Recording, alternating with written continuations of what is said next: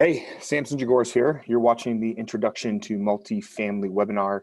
And really the purpose of this webinar is to give you a better understanding of why we selected multifamily. We didn't necessarily grow up in multifamily, but we decided to move our net worth and investing into multifamily. And some of the fundamentals and the economics that we're going to talk about in this webinar are what made multifamily so attractive to us. We're going to go broad versus going very deep on these details. If you want more detail, the best thing to do is to download the Growth VUE investor booklet, which deep dives into these main sections that we're going to cover in this. But what I hope you'll take away from this is just a better understanding, and if anything, some more insight that will carry forward into any kind of investing that you do, specifically in real estate, and then some good actionable information for you to go dig a little deeper on so that you can feel as strongly about multifamily as we do. But before we jump into that, I just want to give you a little rundown about who I am and how I got to this point. I graduated back in 2008 with a degree in human physiology, walked out of school on a Friday and walked into a futures and commodities brokerage traders network on a Monday. And on September 28th, 2009, the Dow Jones fell 777 points in a single day. And that moment in time fundamentally shaped my career as an investor, as a business person, as an asset manager. If you know anything about the commodity space, it's highly, highly leveraged. And so on a daily basis, I was watching people get their heads handed to them on a silver platter. And we'll talk a little bit more about volatility and why we chose multifamily and why we're so risk adverse, which is one of the things that makes multifamily so attractive. After doing that for about 4 years, I built up a book of about $1 million and then transitioned into Madwire. So Madwire is a marketing and technology company focused specifically on small to medium-sized business. I currently oversee strategy, but I got my start in business development. I've been fortunate enough to build 4 departments, hired north of about 400 people, and poke my head inside of thousands of businesses to get a better understanding of just how to operate and grow a business. The byproduct of that has been, we've gone from 7 million to about 105 million in the last 10 years. And along the way, I was able to build a modest rental property business, single family and duplex rental property business, and a gym, a boutique gym at that, 7,500 square feet. So, business and operational leadership is really where I excel. And those skill sets translate very well to what we're doing over here in multifamily. That picture right there, that's my beautiful family. This is why I wake up in the morning. That woman right there is my ride or die, my wife, Casey. We've been married for 10 years. And those are my 2 little girls, Delilah and Summer. And really for me, the big idea kind of looks like this. When we're talking about real estate and what makes that asset class so attractive, comparing it to like bonds or business or stocks, small cap, large cap. I'm really interested in 3 things, which is low downside risk, safe and consistent returns, and an evergreen life cycle. Evergreen being it's going to be around forever. And as much as I have thought over this countless times, as much as I try to think of a way that we're going to get rid of housing, I just can't come up with an answer for that. In its most fundamental sense, we need food, shelter, and water to survive. And housing is never going to be Airbnb'd. It's never going to be Ubered out of existence. It's always going to be around. So that makes me feel strongly about where I'm going to place my money over the next, let's call it 30 years. If you're looking at where we're at 2019 with the current state of the stock market, it's been on a heck of a run for the last 10 years, but I'm not really certain how much further that can go. And most economic cycles last 8 to 10 years. We haven't really seen any softening or pullback in over 10 years at this point. So it's coming. I'm not sure when, why, or how, but as you'll come to understand through this webinar, multifamily is less impacted by economic cycles and relies a little bit more heavily on the demographics that support the renter market. So, people who who want to invest in this asset class are generally interested in three things: capital preservation, cash flow, and increase in equity. And that's something that you can do through multifamily pretty consistently. And it's a proven business model. We're not out there reinventing the wheel. This isn't high tech. This isn't biotech. This isn't blue ocean type of exploring new territories. This is a proven business model that has been around for a very long time. It also offers some risk aversion because it is a hard asset, so it's not directly tied to the ebbs and the flows of the stock market. So it's a lot less volatile and less subject to news. It's also a hedge against inflation. We'll get into that a little bit, but essentially by owning the hard asset and having a renter base who's renting that asset from you, you're essentially passing on any kind of inflation to the renter through increases in rent. And since 2000, ownership of real estate has outperformed the stock market. This is shown to about 2016, so a little bit out of date here, but the annualized return for real estate has been about 10.71% compared to that of the S&P 500 at about 6.14%. And that's not abnormal. And as we dive a little deeper, you'll see, based off of the number of up years and down years in real estate, why that happens, because volatility is what ultimately destroys most portfolios. Again, this is to just give you, a better understanding of Maslow's hierarchy of needs, which is basic fundamental needs. At the core of this pyramid are food, shelter, and water. Those are our most fundamental needs. And when things are tough or the economy is tough, people will give up lifestyle for necessity.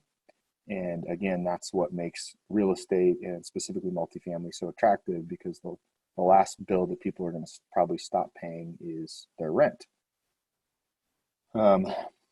The next component that was so attractive about, investing in rental properties and multifamily are just changing housing dynamics. So the old way of,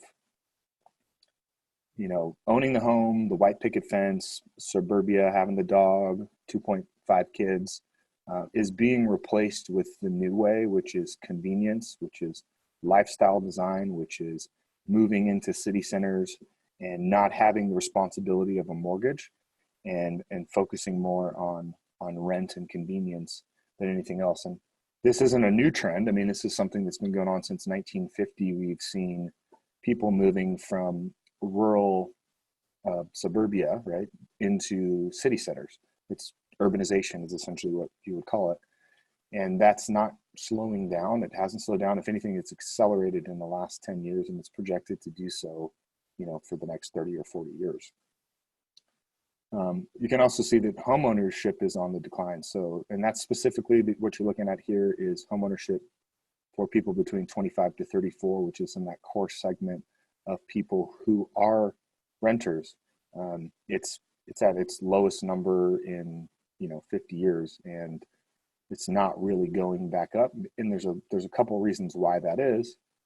Some of it has to do with debt, right? So debt to income, people between the ages of, let's call it 20 to 34, which is that core renting demographic, they're simply just carrying more credit card debt, carrying more student loan, and are just getting started in their career. So they don't really have the assets and the collateral to get the loan, at least that makes sense. Plus housing prices are, at all-time highs, at least the highest they've been in the past 10 years. So no underwriter is going to really give that loan. But additionally, that's just not what they're after. They're not into owning a property. They're into renting, convenience, being close to, work and play. And some of that also has to do with just 2008. It changed a lot more than the economy. It also changed the psychographics of a whole generation. My brother's 12 years younger than me, so he's in that 20 to 34 bracket. And he is not too excited about owning a piece of real estate because he lived through 2008. That was a pretty pivotal moment in his life, and he watched friends and family lose property and go through the turmoil that was 2008. And so that also brings up the question of, most people start to think about, well, what happens if there's another economic recession? what you're going to learn as we go through this is that wasn't really driven by multifamily. That was really driven by single family and people being way over leveraged on their personal residence. And again, people will trade lifestyle, which is, you know, essentially owning your own home, for necessity when things get really hard. The third thing that makes multifamily so attractive are where we're at currently with the demographics that support this space. So I alluded to this a little bit earlier, but multifamily is not as attached to the economic cycles that generally last 8 to 10 years, like single family is, like stocks are, like businesses are. It's really driven more by demographics. And if you look at the historically how multifamily has performed, it's controlled by 30 to 40 year long demographic cycles, and that's because you're specifically catering a service, which is housing, to a extremely large demographic who primarily is going to be there for, let's call it 5 to 10 years, and there's no shortage of that, right? Like people are continually, turning 20 to 34. So we project that's going to continue on for a long time. At this point, it's looking like the next 30 years, but there's 67.5 million people between 20 and 34 in the United States, which is the largest segment of the population that does rent. Of those, generally 60 to 70% of those people rent.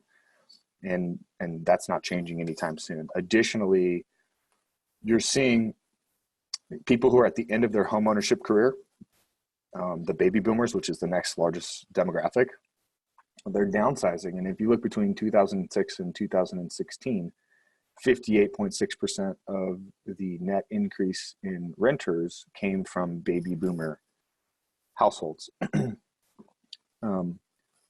So that leads people to go, okay, well, real estate's going to be a really good investment. Why wouldn't I just choose a single family versus multifamily? There's a couple reasons for that. Specifically, multifamily offers more risk protection because the economies of scale. Having more doors offers you a little bit more flexibility and prevents you from, if somebody leaving your property and you having a vacancy where you would have to foot the mortgage. And there's really like three main buckets for multifamily. So you got residential multifamily, which is 2 to 4 units, duplexes, quadplexes, triplexes. That's still really treated more like single family real estate. Once you break above 4 units, you're technically getting into what's called commercial loans or commercial lending. It's a different type of loan and it's treated a little bit differently, but you start to see some better economics once you start to get above, 4 units all the way up to 70. However, within the asset class, there's still a little bit more volatility because you just don't have enough doors and enough meat on the bone to really withstand any kind of, changes in the economy or economic swings. And you tend to have to use full recourse debt.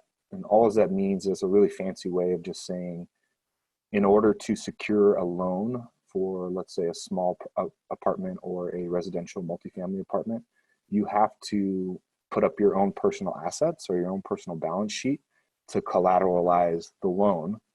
And that's partially because the banks who are making those loans know that the economics on that type of property just aren't as good as something you'd see in a little bit larger, more commercial size multifamily project.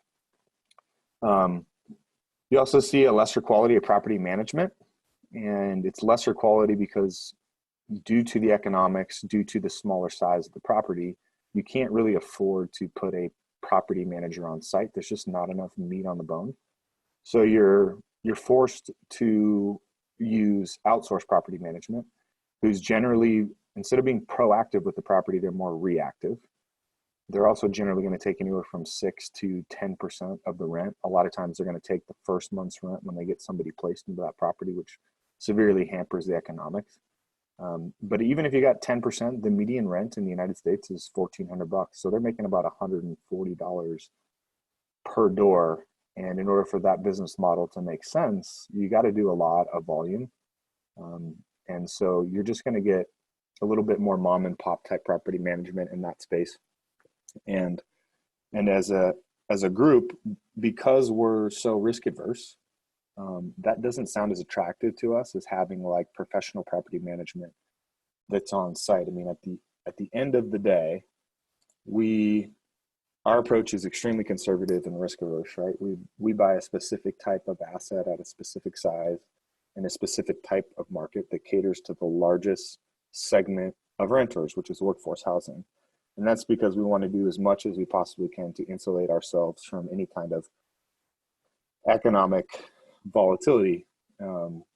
As an asset class, when you move up into large commercial multifamily, you tend to see more stability than single family and smaller multifamily because you just have more doors, right? When an apartment has more units, it enhances the economics by lowering management, by lowering the maintenance cost, by lowering the marketing cost.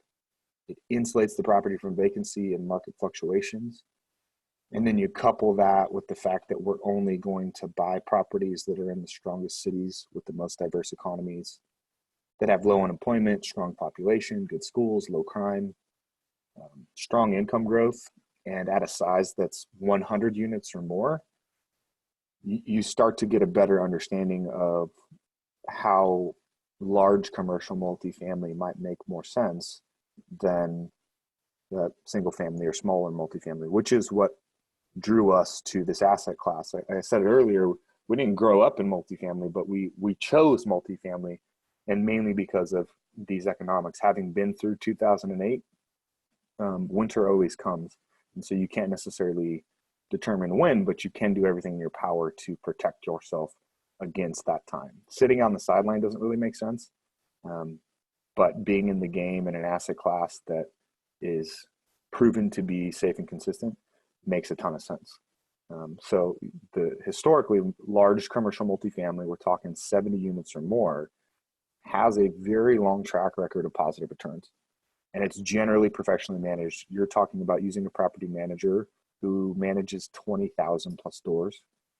They're essentially a staffing agency, and they supply on-site property management, on-site leasing agents, on-site maintenance to take care of the property in a more proactive manner, which as an asset, you think about real estate, it does depreciate over time, mainly due to the elements and not caring for the property. You want somebody there that's looking after it.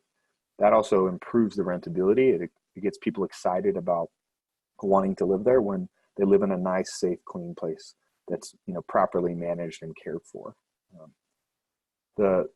The fourth piece that really excites us about multifamily is this is where the smart money is investing. So we're talking about large private equity groups, REITs, or what's called a real estate investment trust, and AAA rated life insurance companies are investing in large commercial multifamily.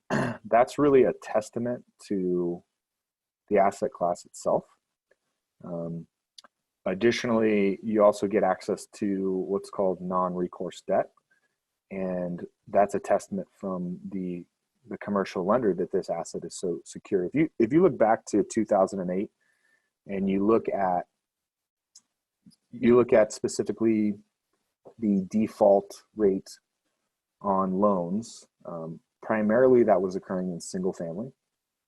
But when you talk about multifamily, the default rate on large commercial multifamily loans was less than 1%, right? And it's such a strong asset class that the lender is willing to say, hey, we believe so strongly in this asset class that we're not even going to ask you to put up your personal balance sheet or your personal assets as collateral. The property itself is enough collateral. It's treated more like a business and less like a piece of real estate at that point. So to just kind of sum that up, right? It's evergreen, food and shelter. Multifamily is less subject to economic cycles because it's based primarily off of demographics. Because of the size and the scale of large commercial multifamily, you have a little bit more stability and safety, which insulates us further from vacancy risk and combined size, the core fact that food and shelter are a necessity, and safety and stability. you're stacking the cards against volatility and risk, which we like, and it's a lower correlation to stocks. And then the last piece, which you can't really get in any other asset class, is large commercial multifamily is extremely tax advantage. I mean, all real estate is. That's accelerated when you get up to the scale we're talking about of about 100 units. We talk a lot about volatility, but really, how do you put that in terms that everybody can understand, and you compare that across assets? Real estate is known to have one of the best risk-adjusted return profiles, which means that the rate of return you can achieve versus the amount that you have to risk in order to achieve that is very good. It's very low. The ratio is very low. The only thing that would probably beat it out are, corporate and government bonds. But the hard asset of owning commercial real estate has other tax advantages that you don't otherwise get from a government and corporate bonds. Now you can see down here in the bottom right, commodities. This is where I got my start. You can see in total, because of volatility, the highs and the lows of commodities don't offer a very good risk-adjusted profile. And that's mainly because most people that are trading commodities are trading the paper. They don't actually own the hard asset, meaning they're not a farmer. They don't grow corn. They're not cattle producers. If you are, most people use the commodity market to hedge their bets. The next, step up is the natural succession that people make as they get into stocks, small caps, large cap. Those are still very subject to economic volatility and news. And you don't actually own the company. You're more like a 1099 employee for those stocks than you are like a K1 owner of that company. And so you don't get all the economic benefits that you might see when you own a piece of real estate in like a syndication, like we do here with Growth VUE. Is we're putting together a group of investors to go buy a large core piece of commercial real estate. We talked about this a little bit, but it is a proven inflation hedge because you can pass on inflationary costs or inflation associated with the dollar to your end user, which is your renter.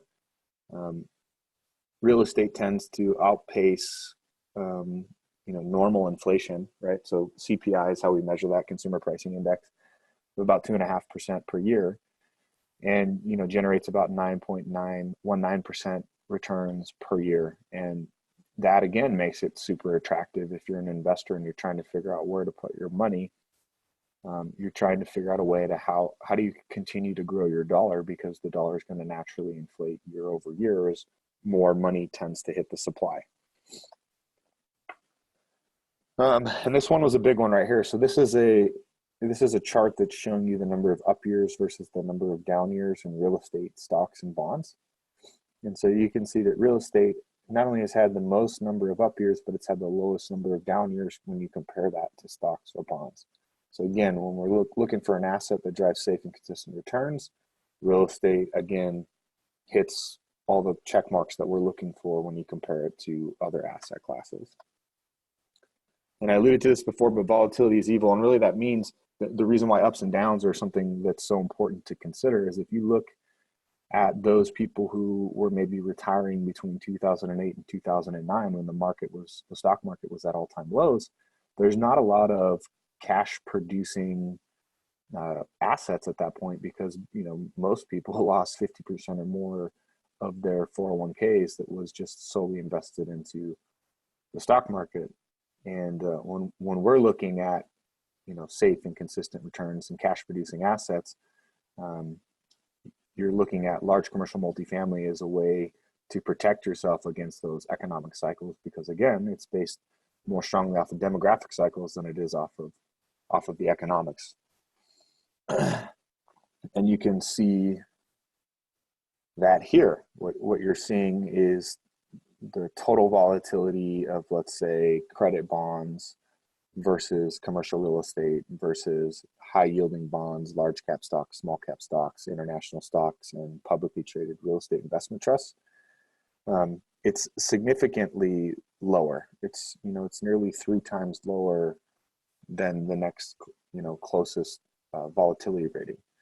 On the far right over here, you have a REIT. A REIT is a real estate investment trust, and a lot of times people think that by buying stock in a real estate investment trust that they are owning real estate. You do not get the same benefits that you would by actually owning the asset as you would by investing in a real estate investment trust, because you don't actually own real estate. You own the company that owns the real estate. And the only time you get, the 4 major benefits of owning real estate is when you own the asset yourself. You're an actual owner of the business. Why can't we just build more? So I get this question a lot. This is a question that I asked myself. I said, if demographics are growing at the rate that they are, and we want to be able to cater to that, I look around and I see a lot of building going on. Why can't we just build more? Like, won't that negate the demand? And the answer is no. It's estimated that by 2030, we're going to need 4.6 million new apartments. And we are only able to build 328,000 new apartments each year, but we also lose on average about 100,000 apartments a year just due to age and mismanagement, which means that by 2030, we're only going to be able to have built 3 million new apartments when we really need 4.6 million new apartments. And that leaves a massive 1.6 million unit gap in supply versus demand, which is where the delta is. That's the opportunity, right? So this is where demographics drive the market more than economics do, because people are still demanding multifamily housing. They're still demanding that lifestyle because that is the new normal. And that's not slowing down. That's just going to keep growing, as we've seen for the last, since 1950. That trend has continued over the last 70 years and is projected to go for the next, let's call it 30 or 40 years. We can't really see much further beyond that. 51% of the nation's apartment stock was built before 1980. And with our approach, we're targeting that middle of the market. So 1980s or older. We're talking, 1980s or younger. So we're talking from like 1980 to say 2009 is like the sweet spot for the type of asset that we're looking for. And we like that type of property, not only because 1980 is a very good number. After 1980, we stopped using asbestos, we stopped using lead paint, so we don't have to deal with any environmental issues. But by maintaining that middle market inventory, we're able to provide a really nice, safe, clean place to live, where about 70% of the renters who have to rent exist. We don't touch A-class type properties. Those are the ones that have the coffee shops and the wave pool and the lazy river and all the amenities, because if there's any kind of softening in the economy, people will again trade lifestyle for necessity. We're helping the people who really need to rent, the blue collar housing, the people who always pay their bills on time. And you're really helping a segment of the market who really needs it. We don't particularly care for what's called C class or D class, where you're dealing with just very, very low income type of renters, mainly because it's more volatile. And because we're so risk adverse and conservative, we want to try to protect ourselves and our investment group from having to deal with economic vacancy and chasing down rent, and people generally in that demographic don't have bank accounts, right? So it's all cash. We don't like any of that stuff. Not to say that it's not important. It's just, it doesn't make sense for us. Some people, there's a million ways to make $1 million in real estate. That's just not our core strategy. Talked about this a little bit, but the last component of real estate that makes it so attractive is what's known as capped. That's just an acronym to help you remember these 4 benefits. But the very first thing about owning real estate is cash flow. Right? Every single month, after you pay your operating expenses, your debt, and you put aside for capital reserves, you're left with net income on the property, which is essentially pushed back to the investors as a distribution.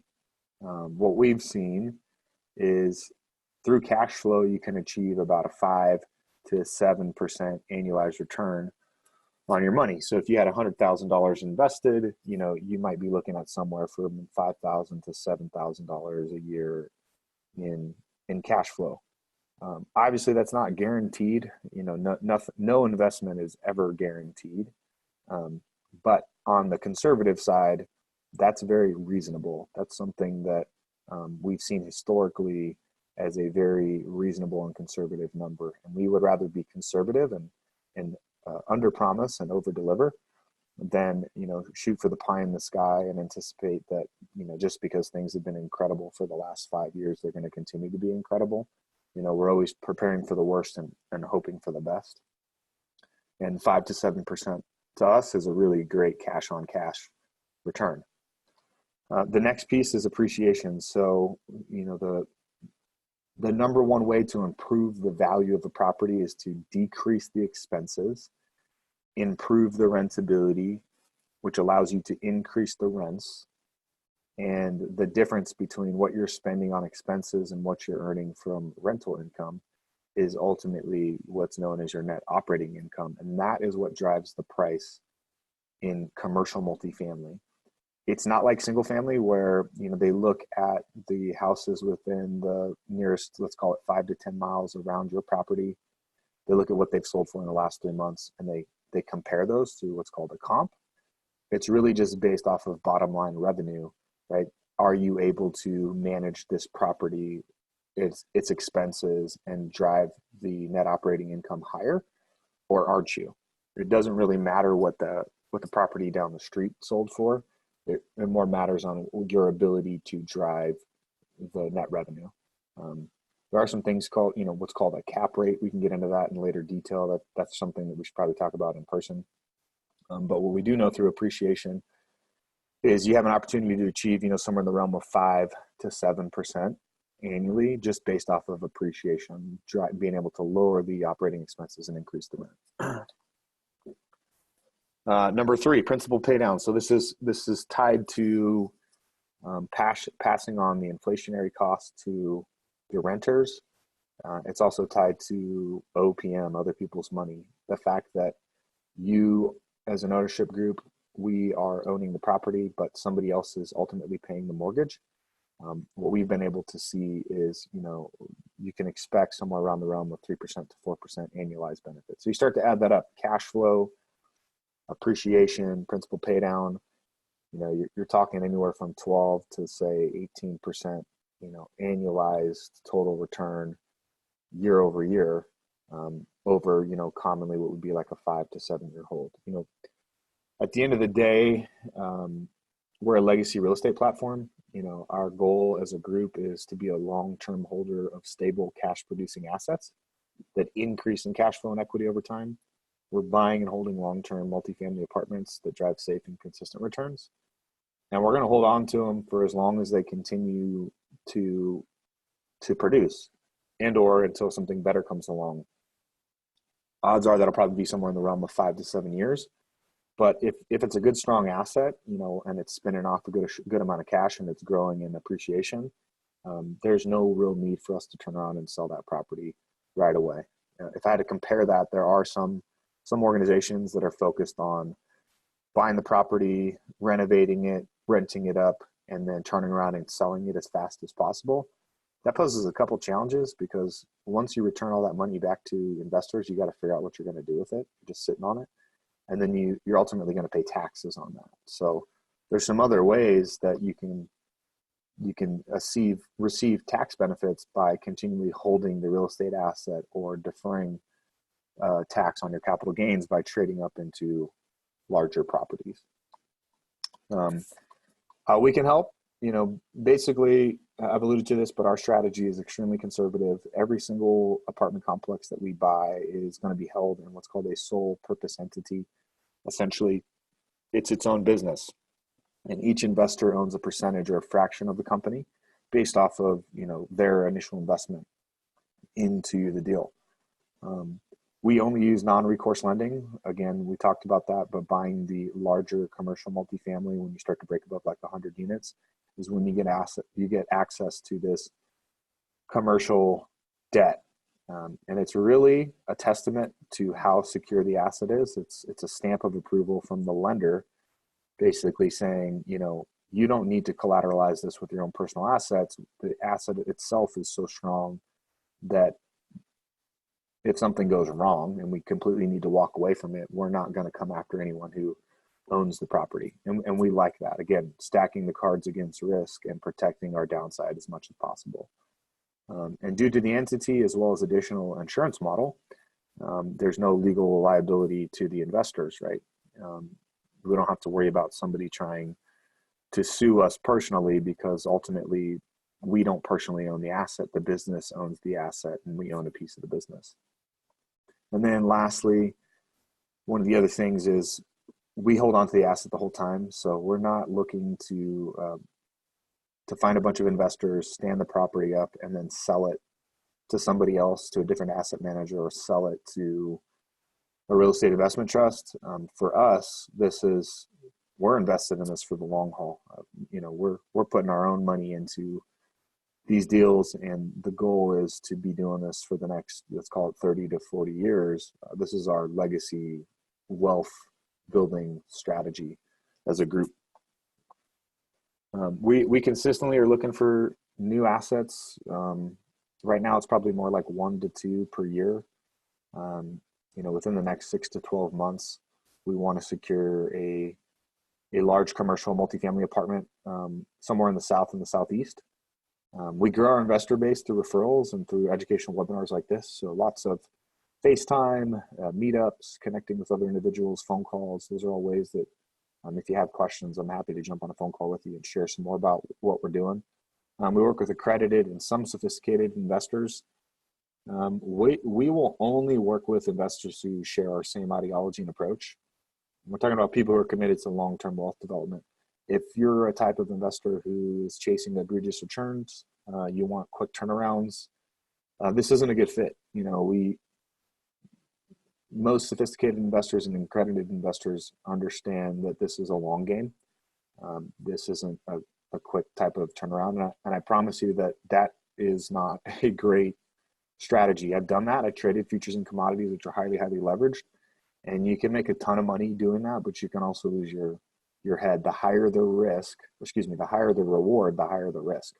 And so again, we're super risk averse and conservative, and we would rather hold on to it and get stable, safe, and consistent returns than go chase some big potential pie in the sky that may or may not happen. And then lastly, we're going to hold this asset long term, right? I've alluded to that, but 5 to 7 years is pretty typical. But holding on to it longer not only maximizes the yield and the equity growth, but it minimizes any taxes and fees we might pay by trying to, continually sell one asset after the next. I added one more in here just to talk a little bit more about the tax advantages, because this is generally something that gets people pretty excited. But I first want to say this is not tax advice. This is just simply proven above board strategies that real estate investors use, that we would use in order to continue to grow our wealth without being hit with an increasing amount of taxes. So one of the advantages of owning real estate is it is a depreciating asset, right? If you did nothing to the property, you didn't manage or maintain it, and you just let it sit for the next 30 or 40 years, purely just off of obsolescence and age, that property is going to depreciate. So the government is essentially relying on us to maintain that property, and they're expecting that we're going to, put money back into the property to improve it over time. And so each and every year you get to write off a loss on the property, which tends to offset some of your revenue. A lot of times you're doing these capital improvement plans at the front of the hold. So we're holding it for 5 to 7 years, and over the course of the first 3 years, we're improving the property. And then after that, it's just a lot of maintenance. So you're not necessarily going to see depreciation costs every single year, but you will get the paper loss, which is essentially our tax benefit. And that gets passed on to every single investor in the group. The next piece is, as the loan gets paid down and as we improve the rents, we build up equity. And one of the ways we can recapture money tax-free is to refinance the property. And essentially, we're just restructuring the loan to get some of the lazy equity out of the property and either return that money back to investors or take that money and go secure another asset. The third piece is tax deferment through a 1031 exchange. So that's selling your property, trading up into a larger property, and not paying any taxes on it. The government, in a capitalist society, the government relies on its people to create housing. And so by allowing you to take the money that you built into the property and transfer that into a larger property, not only helps the government achieve its housing goals, but it also helps us achieve our wealth acceleration goals. Because if I don't have to pay taxes every time I sell a property and I can continually kick the can down the road for 15 or 20 years, that's going to allow me to accelerate my gains on that money at an increasing rate that would otherwise not be had if I was getting taxed on it. And then the last one, there is a big tax advantage, which is legacy wealth transfer. Unfortunately, the only way to get this is you have to die.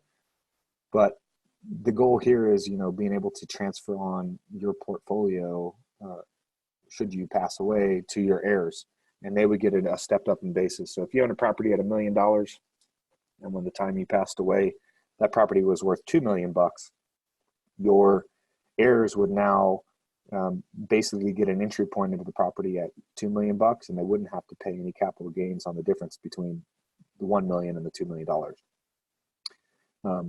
And that's one of the other reasons why we love real estate. That's not as easy to do in some of these other asset classes like stocks or businesses. It's just kind of innate to the asset class itself. Again, not tax advice here. This is something you would want to talk with your tax accountant about, and something you'd want to talk about for estate planning. But again, those are some of the additional advantages that real estate offers that you can't get otherwise by just owning stocks. And that's it. If you guys want to talk more, I'm always open to jump on a phone call. You can schedule your 15-minute introduction call. That's my number right there. You can shoot me a text, shoot me an email, and we get something on the books. About 15 minutes. Just talk a little bit more about if this is a good fit. We don't sell, we educate, and if it makes sense, it makes sense. If it doesn't make sense, then that's okay too. At the very least, you'll have a little bit better insight on what you should be doing next, or maybe the direction that you want to go. Appreciate it, and have a good one. Thanks.